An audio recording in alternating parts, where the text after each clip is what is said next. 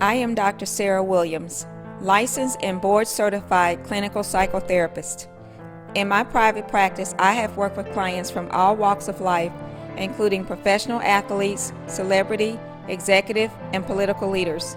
My mission in life is to offer help to the hurting.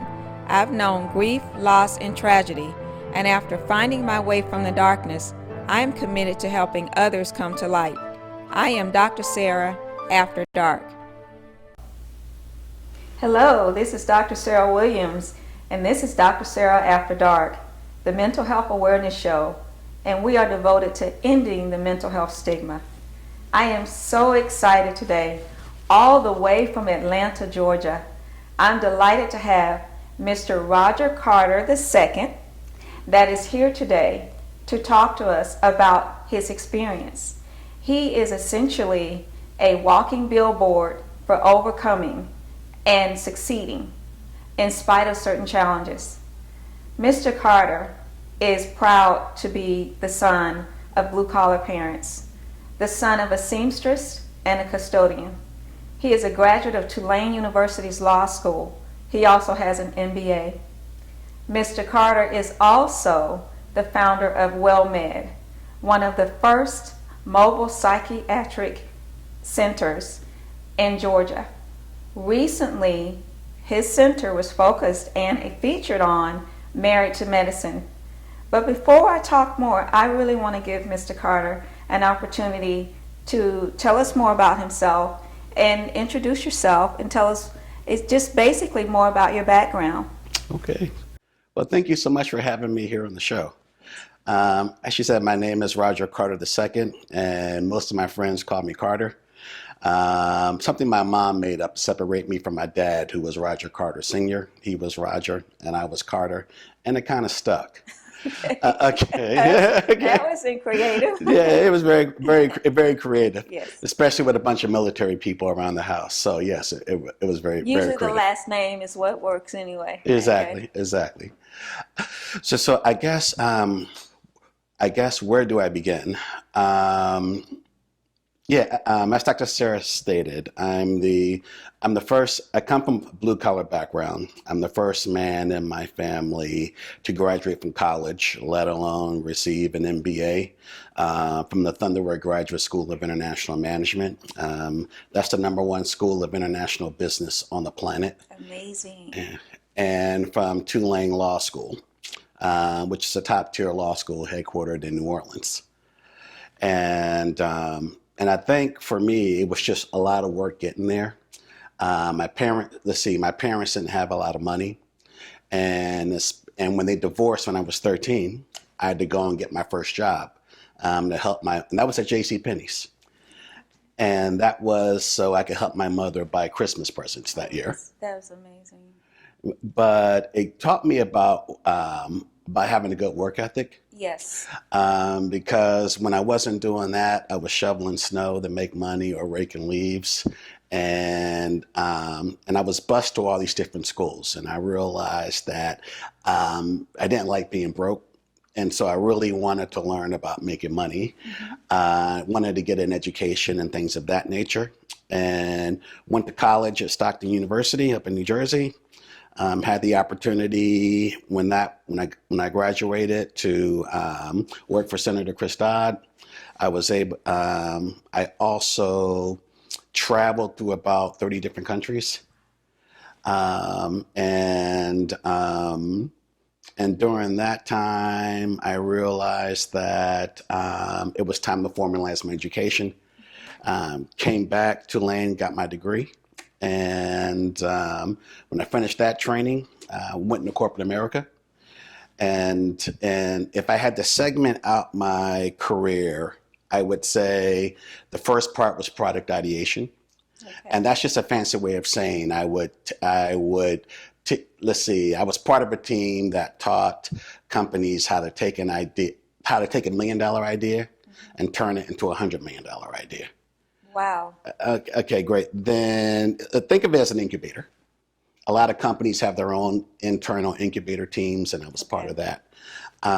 Then product development, basically how you take that idea and turn it into a product or service that makes money. Product management. After that product is out there, how do you manage it towards profitability? Strategic pricing. How do you really price a product or service effectively so that you're making money from it? And while I was doing all of that, I was working some really long days, as was my wife, and that worked well up until we had kids. And so at They that, do change things. Take it from, I know that from experience. yeah, I know. And so we were fortunate because we always lived on one salary. I called it Team Carter. That basically and this is a page from my dad's book, you live off of one salary and the other salary you bank or invest. Now, Carter, that's amazing. And that is good advice for those of us that are watching, that are trying to figure out how to not just live every day, but how to save for our future. Yes. And so what we ended up doing, and we did that for years. And at the first, we were looking for a good real estate opportunity, but we could never find one.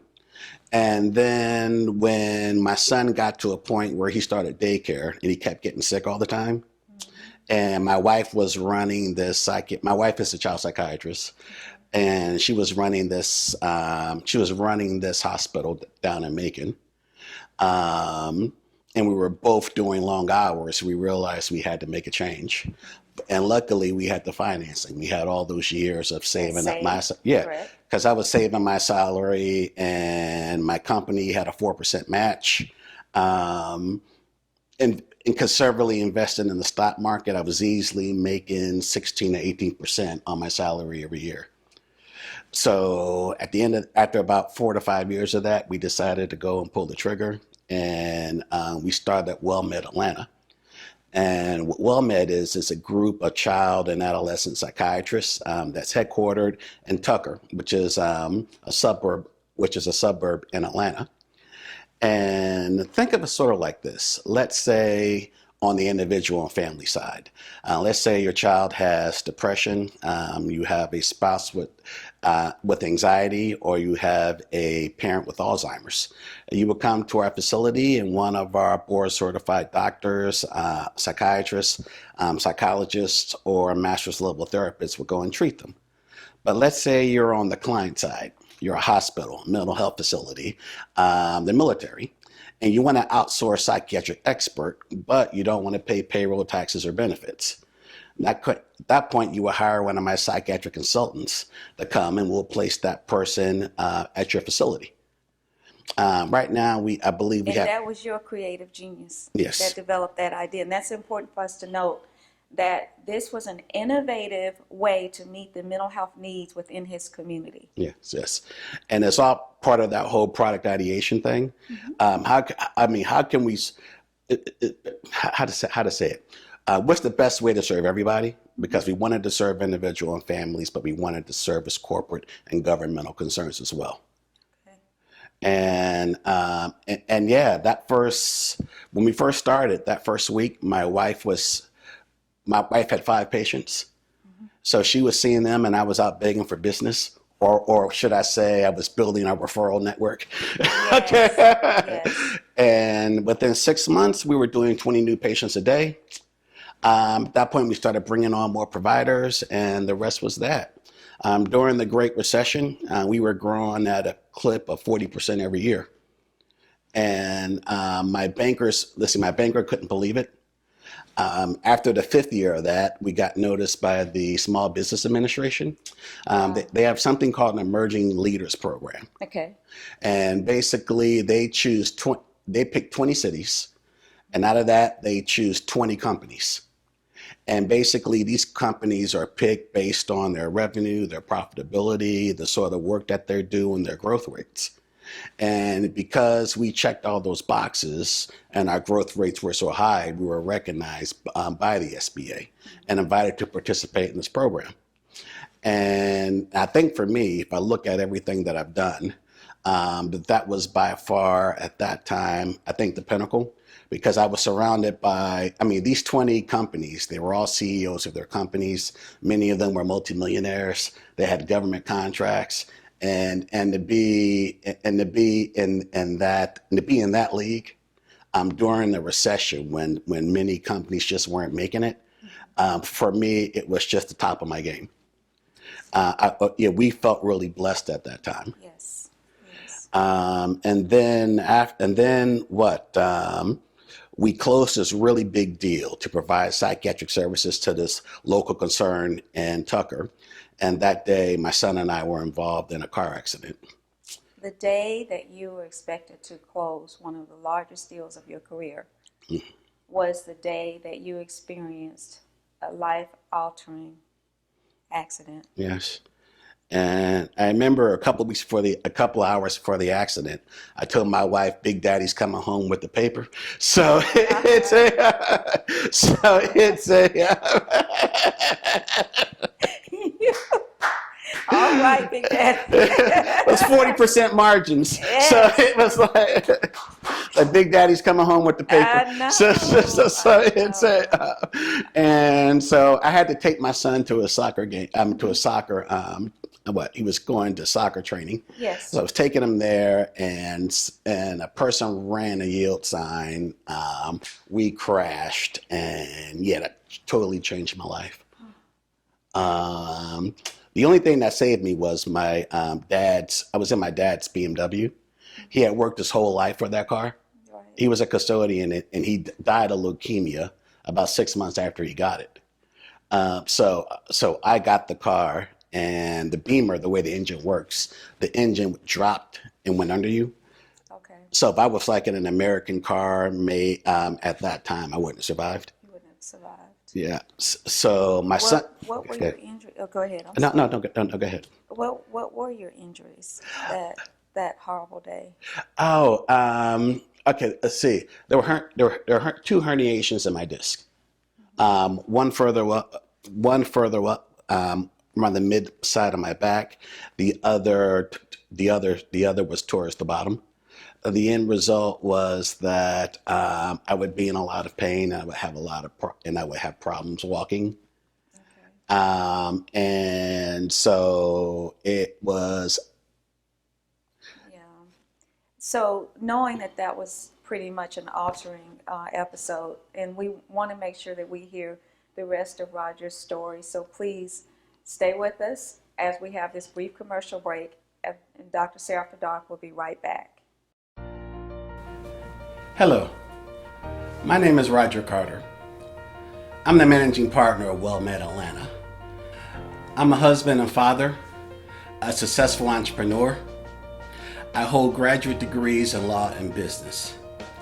But most importantly, I'm a disabled American trying to fight for our local public schools. It's for that reason that my company started the WellMed Foundation. The WellMed Foundation's mission is simple. We are trying to teach your children something that isn't being taught in our local public schools. Revenue literacy. We're going to teach them how to take an idea and turn it into a product or service. Then afterwards, we're going to show them how to take their profits and invest it in their communities so they can help the next generation. And welcome back. During this episode, I'm talking to Roger Carter II, and he's sharing with us his experience of a life-altering accident after having the great success of being a corporate leader, an attorney, and the founder of a unique company called WellMed in Atlanta, Georgia. So can you please continue sharing with us Sure. about that fateful day that your life completely changed? Sure. And I think without a doubt the roughest 3 or 4 year patch I've ever had, because I was in a lot of pain and I could barely walk. I would have 13 different back procedures, and as well as a back surgery.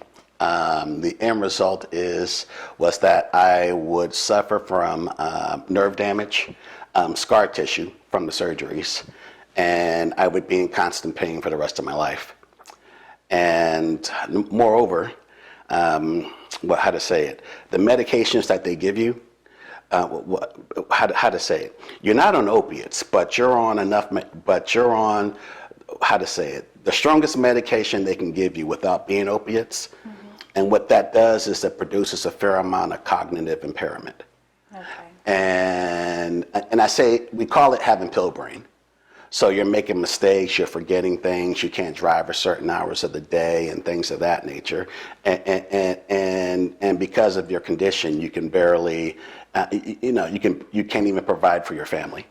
So essentially, and I keep forgetting Carter, that this is a person, yourself, that at the top of your game, you've known nothing but success thus far.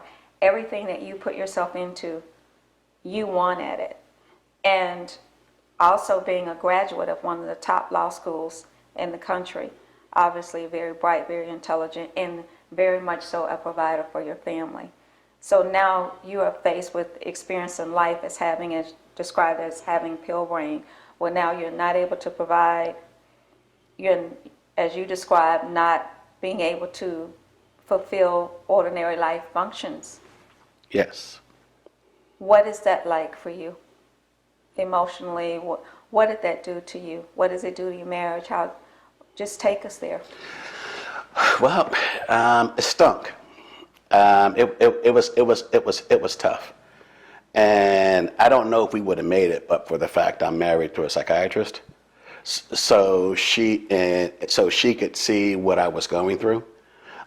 She could work with my medical team on the different kind of medications I was on and things of that nature. And when I got upset because I was really angry, Yes. and think about it, I didn't grow up with money. So for a guy from my background, grew up eating welfare cheese and peanut butter, to get to where I did, Yes. to finally make it, and then all of a sudden, bam, this Taken happened. away? Yes. Okay, and also, when you're in a scooter, let's see, I'm in a scooter about half the time. You're treated differently. It's a whole new world. I mean, for example, I flew into this airport here. They didn't have transportation buses that were wheelchair accessible. The hotel I'm staying at, they have a shuttle, but it's not wheelchair accessible either. And you see that often when you travel. In fact, I tell my friends when we hang out, listen, I'm sorry, but get ready it's going to be like back at a bus hanging out with me. And they're like, what does that mean? Even socially, everything has been interrupted. Yeah, for example, you go to like a Starbucks and you can't get into it because there's no ramp. So basically you got to go around the back. You're like in a store and people's butts are in your face. And just trying to close deals. People treat you differently when you're in your chair. And that is, it's very interesting that you can give us that perspective, because oftentimes we don't hear that. And honestly, it made me very bitter and angry, to the point where I was lashing out at clients. I was lashing out at my wife. I was lashing out at my kids. And your kids, there's nothing like having to lie to your kids because you're in pain, because you can't get up off the floor, and they know you're full of crap. They have enough sense to know. Yes. Right. Yes. So it was just terrible for me. And I remember once my wife gave me this book by Joel Osteen about, basically I read it, and the long short of it was that, basically just get over it and move on from there. And I told her, I basically threw the book away. I said, listen, this guy and I have nothing in common. Well, he's attractive, so am I, so we have that. Okay, so we're both attractive. She agreed with you on that. She agreed with that. That's why I married you. Okay, remember that. Okay, but the thing about it was that he was healthy, so it was easy being healthy to say get over something, right? Yeah, and things like that. And I think what happened to me was a couple of things. One, we have a church elder named Linda, who's in a scooter as well, and she sort of became a de facto grandmother for me. And she got me into the scooter, and she got me to accept this new life. Okay. How it was going to be. Two, what I had to make some changes. So basically, I said, what do I need to? What I consider myself a creative problem solver. Okay. So how do we solve this problem? Right. So what's the medical team I need? The PT team I need? The aquatic therapy I need? The mental health team that I need? So I basically built a team around all those things I needed, and so yeah, and we just got to work. Also, I lost 80 pounds, and I had to teach myself how to swim, only using my upper body, Okay. in order to drop that weight. So everything was about just getting healthy and things of that nature. And then I think I really turned a chord when my kids started public school. Okay. My daughter's school had some challenges, and so I decided to get involved. And while I was getting involved, I don't know, it's like I stopped thinking about my own stuff. It's like the more I helped her friend, the more I helped her, the more I helped her kids, the more I helped the school, the less I thought about what was going on with me. And a couple of days later, I went to my doctor's. Apparently, I was getting a second opinion on my back, and they told me I needed a second surgery. And while I was waiting there, I saw this article from Michael J. Fox in People magazine. Well, he has Parkinson's. Correct. But when he got his diagnosis, he didn't just wake up and start his foundation. He spent the next 5 years drinking, and I guess you call that being in the desert. Yes. And that's what I did for 4 years. I was in the desert with my anger. Okay. I was being counterproductive. I was being a butt to everybody. And I think for me, I decided that I just needed to stop. And I figured if he could start a foundation and do things and make things better, given his condition, I can do the same thing. You can do the same thing. So I went home and told my wife, hey, I'm not having a surgery, but I want to start a foundation to help our public schools. She thought I was nuts. Okay. And I'm like, well, you know what? I might well be, but you know what? I'm going to try it. But that's that innovation part of you. That is part of your personal characteristic, and that was your coping in your time of darkness. Yes. Oh, yes. Yes. Yes. Right. That's yes. why people come sit in my chair. Right? Never heard it put like that, but absolutely Yes, right. Yes. That was your coping. That was your way out of that darkness. And we all have that. That's what I tell people when you go through something significantly challenging. You have to find that one thing that you're passionate about, that one thing that will give you an excuse to get up in the morning when there's nothing else. You have to have that. You're absolutely and your right. foundation did that for you. So tell us, what is it?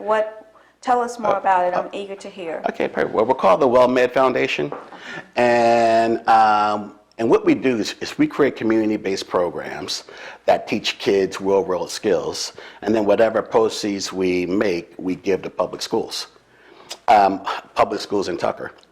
And the idea is to start with Tucker and then grow from there. Okay. Now, the two products we have out now, one is called the Business Ministry. What the Business Ministry does is that it teaches what I call revenue literacy. And what that is we're trying to teach kids how to take an idea. Well, first, we want to show them how to find opportunity. Okay. No matter what happens, how do you find opportunity? Mm-hmm. Okay, and that opportunity is going to be an idea. Then once you get that idea, how do you turn it into a product or service that makes money? Then once we teach them how to do that, we're going to show them how to take their profits and do some basic investing in the stock market.